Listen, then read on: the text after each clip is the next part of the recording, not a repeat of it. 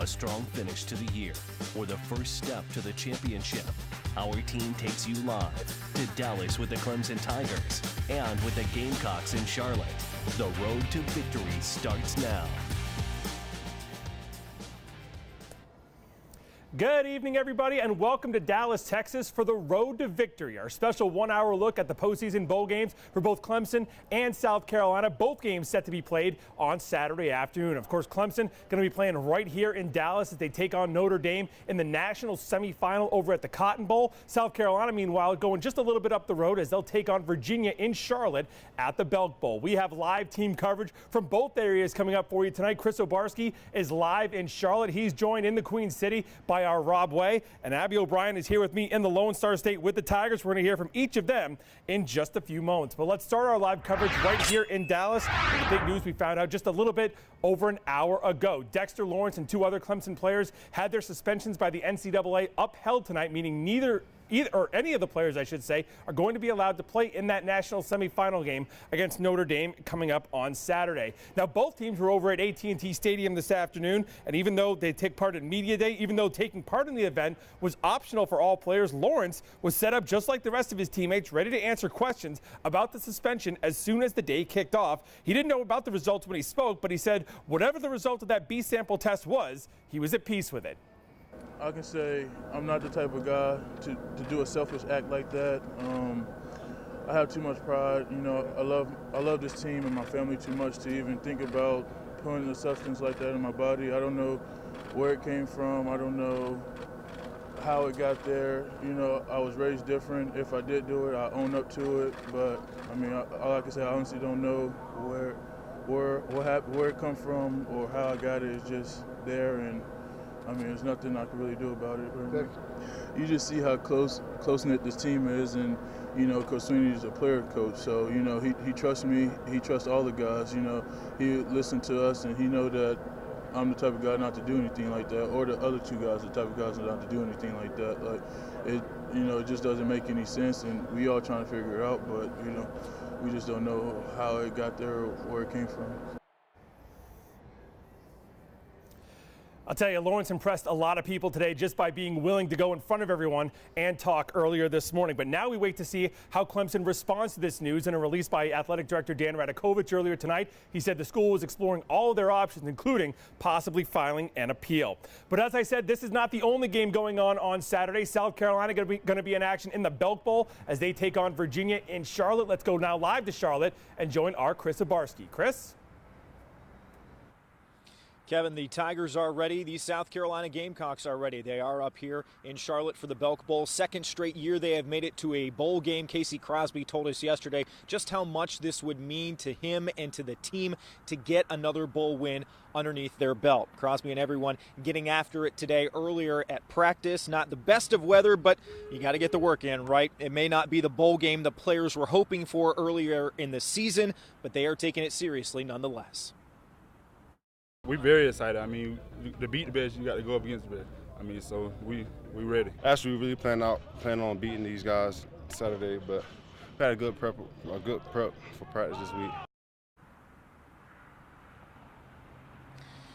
Gotta love that attitude, planning on winning, planning on taking the game, having that confidence. Gotta love to hear that. Now, certainly so much else going on throughout this whole entire week. Rob Way is up here in Charlotte. And Rob, you caught up with some of the guys earlier today who had a chance to give back to the community. Rob? Chris, it's not just about football, as you were saying. They were giving back to the community earlier this morning, and what they did was pack bags for kids in need at a food pantry here in Charlotte, and the team got up early to do it. They did it right before they got to practice, and they got there at 9 a.m. and went straight to work. What they were doing is getting in an assembly line, and the offense on one side, defense on the other, and it was all at the Second Harvest Food Bank. In total, the Gamecocks packed 1,400 bags for kids here in Charlotte. The Virginia Cavaliers then came and packed the same amount. So in total, 2,800 kids will be helped. Zach Bailey is a South Carolina offensive lineman, and he's from Somerville. He said coming here and helping out was a great honor for the team. It's wonderful. I mean, the idea of being able to give back to families in need is incredible. It's a great feeling. It's a great honor to be able to do that with us, as a team, doing it kind of a team sport, and have a little competition between the offense and defense. But, the overall idea of it is wonderful. It means a lot to us in our program. It's incredible just to have the guys here to help us make the backpacks to get the new year started out. I think it makes an impact on them to be able to help feed the kids, and it really helps us as well. The folks over at the food bank told me that they are extremely grateful to get that help, and they've been partnering with the Belk Bowl for about 5 or 6 years now. And we head over to Abby O'Brien out in Dallas. Abby, how's everything out there? Rob, Clemson also giving back to the local community here. The players and coaches went to a local children's hospital this morning, and they were all smiles as they walked in, of course, to the sound of Tiger Rag. And there were some silly moments when they were at the hospital, like Trevor Lawrence getting pied in the face or a team-wide dance party. But there was also a time for head coach Dabo Swinney to reflect on his past. He addressed the group and talked about his mom. Swinney said she spent the first 10 years of her life in the Crippled Children's Hospital in Birmingham, Alabama, because she had polio and severe scoliosis. And did you guys know this? Swinney got his MBA and actually wanted to run a hospital. This was what I wanted to do, but God's plan was for me to run a different kind of hospital with a bunch of, still getting to deal with a bunch of young people. So this is a real privilege and kind of personal for me because I know the great work, and as a father of 3 boys, man, we love our children, and to know that they're in good hands at a place like this is special. And coming up here in just a few more minutes, you'll see my full story from the hospital, and you will meet a very special 8-year-old who will serve as the Clemson Tigers honorary team captain on Saturday. All right, thanks so much, Abby. We are just getting started here on the road to victory. Coming up after the break, Chris has more with South Carolina kicker and Wando alum Parker White and his season of redemption. And a familiar face back here in Dallas for Low Country football fans trying to make his mark with Notre Dame. We're going to hear from former Bishop England star Leo Albano. But first, this is a season full of amazing plays for both South Carolina and Clemson. We're going to see the top 5 plays from each team as we head out to break, starting with number 5. Edwards and plenty of room. Wide receiver sweep. Now they want to throw it. They got Edwards in the end zone. Touchdown Carolina. Touchdown Brian Edwards. That's Deebo Samuel on the throw to his partner 89 Edwards from 14 yards out. Just like that, Carolina's back in the ball game with 7:18 to go in the first quarter. Boom!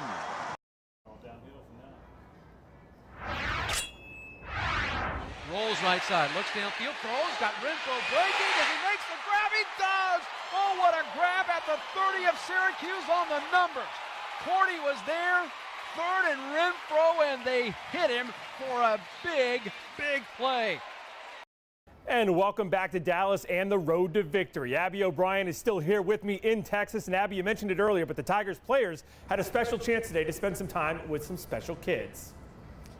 Kevin, some very special kids today, and the players had a great time with all of them. But one kid in particular will serve as Clemson's honorary team captain on Saturday. While the team filled this room in the hospital, Who you cheering for? the kids were clearly in awe. But one little boy was standing among giants. Where is Leighton Horner? And then rose above them all. Well, Leighton's adopted from Bulgaria, and when we adopted him, we knew that he had a limb difference. Players like Cleland Farrell were drawn to Leighton. He's a big ball of energy. He has so much words. Just his attitude towards life is something that I really have been inspired by. And look at him just playing around with everybody. He seemed to fit in like one of the guys. No, I only like him. No, you like both of us, so bring it in. His mom, Raina Horner, watching proudly, even though Leighton was behind this prank on quarterback Trevor Lawrence. Take a picture of them. Ready? 1, 2, 3. It was a special day for everyone. Ha ha! Those are plans. Leighton is a firecracker. He's a bundle of energy. We've always kind of called him our Bulgarian whirlwind because he is headfirst into everything, pretty fearless most of the time, funny and silly. Leighton had so much fun with them. So yes, they've been wonderful. And fun that won't end for Leighton and his family, as he was chosen to be the honorary team captain for the Tigers on Saturday. Go Tigers! Go Tigers! Come here, I want to hear. And Leighton will be there for the coin flip before the game, so we are really looking forward to that. Stay with us as we head to break. Take a look at some of these top 4 plays. Shotgun snap. 4 wide receivers. He wants a crossing around the screenplay left side. Picked off. Sherrod Green at the 15. Runs into the end zone. Are you kidding me? Touchdown Carolina. Touchdown Sherrod Green on a pick 6. And the Gamecocks go up in the 3rd quarter. And the rain-soaked student section loves on Sherrod in that north end zone. 30-23 with the extra point upcoming. 4th and goal, the 2. Lawrence will take, pitch it to Christian Wilkins, right side, touchdown! He dove into the end zone. Big Christian Wilkins scoring from a yard out.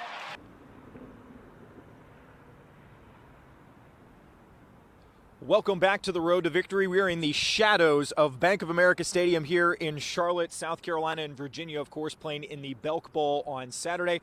Rob Way is up here with us. And Rob, you caught up with some Gamecock fans that were up here.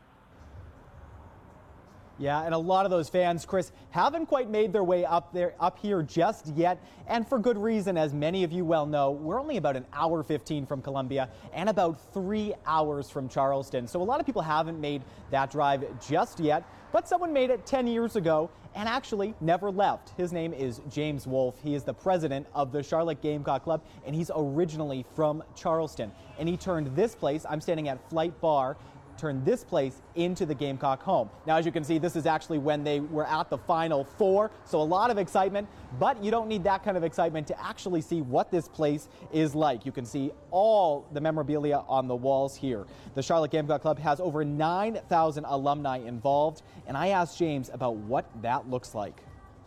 There's so many alumni here that we actually refer to this place as Charlotte, South Carolina. In our case, with our club, we call it spreading the Gamecock gospel. So lots of Gamecocks here in Tar Heel country. That made me laugh. Charlotte, South Carolina, and I'm sure all the Tar Heel fans out there love that. But coming up, we're going to head back to the team. They went to a motor speedway here in Charlotte and got a trip around the track. So we have all the latest from that coming up. Chris? Thank you so much, Rob. Now let's take a look at the season that has been for the Gamecocks. Couldn't have asked for a better start to the year for Carolina. A dominating win over Coastal Carolina. Jake Bentley throws for 4 touchdowns. Rico Dowdle rushes for more than 100 yards, and it's an easy win for the Gamecocks, 49-15. Now, as easy as that might have seemed, totally different story in week 2. Less than 5 minutes into the game, and Georgia scores 2 touchdowns, including an interception return for a score. Carolina never gets closer than 7 points. It turns into a 3-touchdown loss to the Dogs, 41-17. Week 3 is supposed to be at home against Marshall, but Hurricane Florence nixes that. So the following week, it's a road test at Vanderbilt. One Carolina passes with flying colors. The Gamecocks shut out the Commodores in the second half and win handily, 37-14. Perhaps the one game this year that really leaves you scratching your head is the Kentucky game. Offense is non-existent. Jake Bentley throws 3 interceptions. The Wildcats scored 21 points in the second quarter, and that was just about it. Gamecocks suffer a setback, 24-10. If that's the most forgettable game, Missouri is perhaps the most memorable up until that point. Bentley sits out with a knee injury. Enter Michael Scarnecchia, who throws for 3 touchdowns in the rain, leads a late comeback drive to set up Wando's Parker White for the go-ahead field goal, a classic at Willie B. USC 37, Missouri 35. Another close contest in Columbia right after that. Texas A&M. The game was tied at 16 heading into the fourth quarter. Aggies take a 10-point lead. Carolina cuts it back to 3 on a late touchdown toss to Deebo Samuel, but it's too little too late. Gamecocks fall back to 3-3 with the 26-23 loss. Another week off has the guys rested and ready to go against my alma mater, Tennessee. Yet another nail-biter for the Gamecocks. Not Bentley's best outing, but it was for Rico Dowdle. Rushed for a season-high 140 yards and a score as a field goal decides it again. Carolina the victors, 27-24. First road game in more than a month sends the Gamecocks to Oxford, Mississippi. Bentley back in a groove near the Grove. Throws for 363 yards and 2 scores. Both Brian Edwards and Tyson Williams go over 100 yards receiving. It's a shootout, and it's Carolina with a fourth quarter winner, 48-44 the final score. Roles kind of reversed the following week. It's Will Muschamp's bunch with the lead in the second half against his former team, the Florida Gators. Late in the third quarter, the Tides turn in the swamp. Florida scores 21 unanswered to storm back and gobble up the Gamecocks. 35-31 goes the Gators' way. Credit Muschamp's crew, though. Every time they've lost this year, they come back with a win. Such the case back in Williams-Brice against Chattanooga. A ton of players see the field. Bentley racks up 4 touchdowns. Deebo Samuel over 100 yards receiving. A piece of cake for the Gamecocks, 49-9 the final. That is Bentley's best game of the season until the following week. This is the game he'll be remembered for. Never before has a Gamecock quarterback thrown for 510 yards and 5 touchdowns against Clemson. 600 yards of total offense, but Clemson is in the playoffs for a reason. They tally 744 yards of total offense in the highest scoring Palmetto Bowl ever, 56-35 Tigers. And then the regular season finale, the makeup from the rain and wind washout that would have been the Marshall game. Rain for Akron, but it doesn't waterlog a win. Gamecocks finish in fine form, 28-3 the final score. An up and down season to be sure, but it was good enough to get them here to the Belk Bowl, which has arguably one of the best Twitter feeds of any of the bowl games out there. Let's take a look at a couple of my favorites now. It is a shame that Kevin Bilodeau is not standing right here next to me because he'd no doubt chime in on this. Fun fact, Tom Brady never won a Belk Bowl. He did win a couple of other bowls. Then being random, Belk Bowl just got out of the weight room. What did we miss? Even Belk Bowl doesn't miss leg day. Kind of saw this one coming. We're not supposed to say this, but we definitely have a favorite player. That would be Gamecock defensive lineman Josh Belk. They decided to rank every bowl game. I could only fit 14 on here, but it seriously went down to like 30. Belk, Belk, Belk, Belk, Belk. And finally, they highlight some of their favorite tweets and then the line at the bottom. Please don't share this with our boss. You almost get the feeling that an intern came in and took over the account for a couple of days. Still a good follow on Twitter if you get a chance. Will Clemson get another chance at Alabama? Well, we're going to have to wait to see if that happens. Obviously, a pretty big roadblock ahead of the Tigers coming up on Saturday. Kevin, you've got more on them against Notre Dame right now, don't you, dude? Yeah, Chris, I think it's pretty safe to say that Clemson and Alabama have been the 2 best teams in the country over the course of the last 4 years. And pretty much everyone expects those 2 to meet again in the national championship game out in Santa Clara come next month. But the Tigers know they're going to have their hands full on Saturday when they take on Notre Dame here in Dallas. And let's not forget the Irish, they're here for a reason as well. They went through their season undefeated just like Clemson did. And that included wins over teams like Michigan, Stanford, and Southern Cal. And Notre Dame feels pretty confident coming in. Our schedule's a measuring stick. If we wanted to measure who we were, you just start with Michigan at the opener. I think that would probably, if you asked that question after the Michigan game, I would probably say we're going to be a pretty good team this year. But when you go through and you win week after week, you're past measuring sticks. You're about consistency and performance. You're about complementing your offense and defense and special teams. You're about individuals playing at a high level. So, we're well past that narrative. And there is one local connection here on the Notre Dame team this year. Former Bishop England star Leo Albano is a walk-on wide receiver for the Irish this year. We got a chance to catch up with Leo over at Media Day earlier this morning, talk about how he's getting acclimated to the college game. We're here at AT&T Stadium on Media Day, and joining us, someone Low Country fans might know pretty well, former Bishop England star Leo Albano, a walk-on at Notre Dame this season. Leo, what's it been like here, first since you got to Dallas this week, and to see this stadium? How crazy has this been? It's the craziest thing I've ever seen. It's just something I never thought I'd be doing, but now I'm here, so just thankful to be here. What has this year been like for you as you've kind of gotten yourself used to the college game and tried to contribute to this team? I just try and keep my head down and take it one day at a time. Yeah. Not do anything extra, like to get. I mean, you try and get noticed, but you're not going out of your way to get noticed. Just doing what you're asked. You're not the number one like you were in high school, but then all these guys were number ones in high school, so it's kind of just put your head down and don't do anything big. Do anything negative to hurt yourself. Did that take some getting used to when you first got to campus? Because, you know, obviously before we were talking to you pretty much every other week, and, you know, you were the big center of attention at BE, and now it's something different at Notre Dame. Yes, I mean, it's kind of, I like it better this way. I don't have to talk to anyone, and I can just be normal.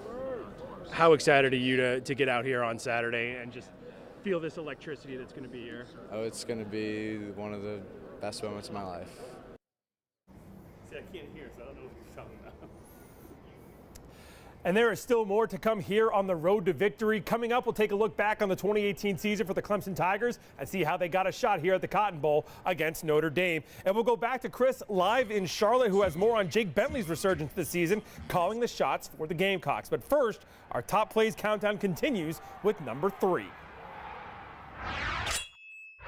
Lawrence hands it off, ETN going right side, bounces outside the numbers, crosses the 40, the 45, 50, into pit territory, across the 30, he's at the 25, 20, at the 5, at the 10, touchdown! Travis Etienne, a 75-yard scamper on the very first play of the game, and Clemson, 13 seconds in, leads it 6-0. Americans in front of them, they're moving around front 4 for the Tigers. They rush 3, Bentley rolls left side. Bentley checks down, throws late, got a man open. It is caught at the 40, 30, 25, 20, 15, 10, 5, Keel Pollard. Touchdown Carolina, touchdown Keel Pollard. 67 yards. Bentley rolls left side, and a small crease was all that was there to get it to Pollard down the field. And welcome back to the road to victory. What a season 2018 has been for Clemson as they finished undefeated for the second time in the last 4 years. Let's take a look back on the road to Dallas for the Clemson Tigers.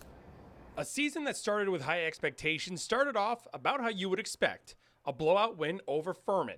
Incoming starting quarterback Kelly Bryant threw a touchdown pass and ran for another, but true freshman Trevor Lawrence impressed everyone in his first collegiate game, throwing 3 touchdown passes in a 48-7 win over the Paladins. The Tigers' toughest test of the season so far came in week 2, going on the road to face old foe Jimbo Fisher and his new team, Texas A&M. Clemson led by 2 scores going into the fourth quarter, but the Aggies were a 2-point conversion away from tying the game with under a minute to go when Kevon Wallace came up with the biggest defensive play of the season, an interception in the end zone to help the Tigers escape with a 28-26 win. No such problems in week 3 as Clemson played despite a hurricane in the state and ran all over Georgia Southern. Travis Etienne rushed for 164 yards and 2 touchdowns, while Trevor Lawrence hit Justin Ross on a 57-yard score in a 38-7 victory. The Tigers opened ACC play the next week on the road against Georgia Tech. Lawrence really came into his own in this game, throwing 4 touchdown passes, and Etienne rushed for 122 yards and a 49-21 victory. This game was also notable as it was the last game Kelly Bryant played for Clemson. After Lawrence was announced as the starter the following Tuesday, Bryant would announce he was transferring. But it would be another different quarterback helping lead Clemson to a win in week 5. After Lawrence left the game against Syracuse with an injury, Chase Bryce came off the bench and completed some huge passes, including one to T. Higgins on 4th down in the fourth quarter that would lead to the go-ahead touchdown in a 27-23 win. Etienne was huge all day, rushing for over 200 yards and 3 scores, including the game winner with under a minute to go.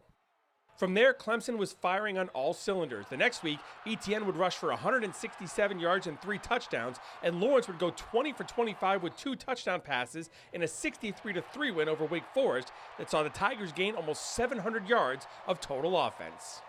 After a bye week, Dabo Swinney's team hosted a ranked NC State squad that was supposed to provide a test. They didn't. Etienne rushed for 3 more scores, Lawrence threw for over 300 yards for the first time, and the defense held the Wolfpack to under 300 yards of total offense in a 41-7 win. The passing game was the focus the next week at Florida State as Lawrence threw for 314 yards and 4 touchdowns, including 2 to Amari Rogers, who had over 150 yards receiving in a 59-10 win at Florida State. The offense's biggest day of the year, and that's saying something, came the next week against Louisville. The Tigers rushed for 500 yards, including 3 players getting over 100 yards individually, and a 77-16 beatdown of Louisville. Another ranked team in Boston College was the next test as a national audience tuned in to see if the Eagles could pull off an upset. They couldn't. The Tigers defense held BC to 113 yards of total offense, including just 9 on the ground in a 27-7 victory. Back at home, just another ho-hum win. Etienne rushed for 2 more scores and Lawrence connects for 2 more in the air as Clemson goes to 11-0 with a 35-6 win over Duke. Then the rivalry game. Clemson got all they could handle from South Carolina in the first half, but they would pull away in the second as Lawrence threw for almost 400 yards. Etienne rushed for 150 and 2 more touchdowns as the Tigers won their 5th straight against the Gamecocks for the first time since the 1930s, 56-35. Even the conference championship game against Pitt didn't provide much competition. Etienne rushed for 75 of his 156 yards on the first play of the game as Clemson cruised to their 4th straight ACC championship, 42-10 over the Panthers. And Abby O'Brien rejoins us now here in Dallas. Now, Abby has been busy catching up with Clemson fans who have made yet another trip to follow the Tigers. Kevin, as you well know, more fans started to come in today. The weather yesterday messed up a lot of people, but the weather was great today, so I did catch up with some Clemson fans to test their Clemson football knowledge with some trivia. Let's see how many you can get right. What years did the Clemson Tigers win the national championship? 1981 and 2016. 16, yeah, it's on my ring. Good job. Do you know who Clemson played in the 81 national championship? Nebraska. Do you know what color the original Clemson uniforms were? They were red and black, I think. No? Purple and gold. That is correct. What theme song has been adopted by the team? Tiger Rag. Okay. 1, 2, 3, 4. 1, 2, 3, 4. CLEMSON. Fight, Tigers, fight, damn it, fight, fight. So they did very well. They were good sports. They did want a new Lexus as a prize. I didn't have that, but I did give them some Cotton Bowl koozies, so hopefully that was a good prize for them. But they did very well with the Clemson Trivia.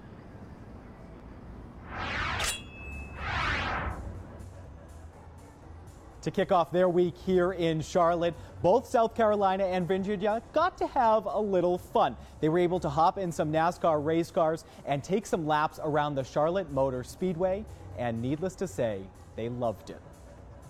The only thing I could think of that was amazing. I mean, just to be that close, going that fast, it's an adrenaline rush for sure. But that was a pretty breathtaking experience right there. That was first time ever going about 165, 170. And some even topped out at 175 miles per hour. Honestly, I wanted to keep going, but I kind of wanted to get out of it because it was just, it was very, very cool. Each player got to go around the track 3 times. For most, it was their first time hopping in one of these cars. This is what fear looks like. And yes, that's me. I got the experience firsthand. This is what it looked like from the passenger seat. Now, I certainly understand how all those players felt as they were going through, and we even talked to the other team to get their reaction to that crazy ride.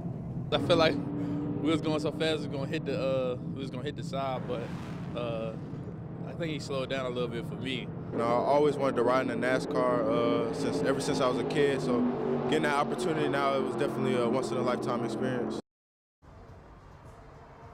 Most said they'd love to do it again, but Coach told me that, hey, he's a once-and-done kind of guy. And Chris, I think I have to agree with the coach on that one. Rob, I'll tell you what, that was a fantastic story, and I'm not gonna lie, it was a little fun seeing Rob kind of panic right before he was gonna get in the car. What a really cool story. I'll tell you what, one guy who has not panicked this year has been Parker White. The Wando alum kicker for the Gamecocks has been so clutch, and you know what? It says a lot about him, especially after that tough stretch that he went through last year. What a difference a year makes. Wando product Parker White is nearly perfect for the Gamecocks this year. He's 13 of 15 on field goals after making just 12 of 22 a season ago. It's been really a teaching moment for me, the way he just wasn't fazed by any negativity or any criticism that he got last year. Really just understood what he had to do to get better. This year, I've definitely gotten more involved in my faith, and so that's big thanks to God. And I've had a lot of help and support from my teammates. He's been the one helping out his teammates a couple of times. White's kicked the eventual game winner in 2 games, including against Missouri with just 2 seconds left. If I see somebody like on the street that's like, hey, like, Parker, it's good to meet you, like, nice kick against Missouri, will come up every like now and then. Every now and then, Carolina calls his number. Not as much as last year, but when they get inside field goal territory, Bentley and company know they've got 3 points just about in the bag. It's kind of one thing for me, knowing down there tight, just throw it away, knowing that Parker's gonna put 3 points on us. And one thing that I think I've learned throughout the year is just rely on our kicker to get us points. It's been good to have a better year percentage-wise. I wish I would have gotten some more field goal attempts, but it's nice to score touchdowns. And Wando is becoming a kicking factory. Andrew Weil, who is a senior with the program right now, is headed to NC State next year to kick with the Wolfpack. A lot of talent coming out of the Warrior program.